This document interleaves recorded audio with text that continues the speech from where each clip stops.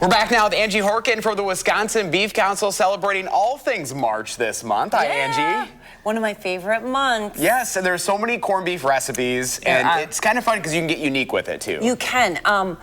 I know, and it's kind of one of those things that I only prepared this time of year, which I should get better because you can freeze them. You can buy them in the supermarket, freeze them, put them in the freezer, pull them out the rest of the year. But this time of year, I just love making it. So if you made a corned beef on St. Patty's Day and maybe you have some leftovers, which would be perfect, or you could always make this recipe with deli corned beef, which is really always in our supermarkets. And very easy. And very easy. It's called a corned beef muffuletta dip. So we took that Cajun muffuletta sandwich and turned it into a hot, bubbly, cheesy, beefy dip. All right. Perfect. So I'm starting with a chunk of cream cheese.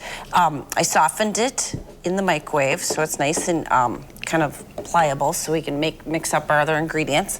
And then it calls for a half a pound of corned beef. Okay. So this is a half a pound of just sliced up deli corned beef. But like I said before, you know, if you have some leftover corned beef brisket, throw that in. That is perfect. Kind of some chunked up or diced up provolone, not shredded, just called for like chopped provolone. Green olives, of course, the muffuletta flavor. Some jarred giardiniera that I chopped up. So I made sure I got a little bit of everything. I got a little carrot in there, I got a little cauliflower, I got all the colors. Pepperoncini, and then some more roasted red pepper. So we got a lot of flavor going on. But pretty easy so far. Really just had to chop up corned beef and chop up the cheese. These 6 ingredients kind of mix well.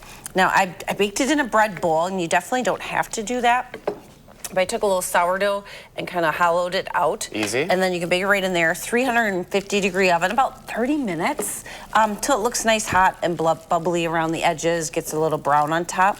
But that's it. And then serve it with crackers or the inside of the bread bowl and the top of the bread bowl. Yum. Carrots, celery, whatever you like. Also, it's March Madness time, right? We got games, we need snackies, we need hot, bubbly, cheesy beef dips. Try this one during your next game day party. Something different. Change it up, exactly. This is a corned beef muffuletta dip. So, I love that name. It's just fun. I do too. Beeftips.com is, okay, I got too much filling in there. That's all right. But this is beautiful. Oh, I love it. Beeftips.com, click on As Seen on TV on the homepage this month, and you'll find all of the corned beef recipes that we're featuring and a page all about corned beefs. Everything you need to know, or you don't even need to know, you didn't even knew you needed to know about corned beef is on there. Awesome. Well, Angie, thank you so much for your time. We appreciate it.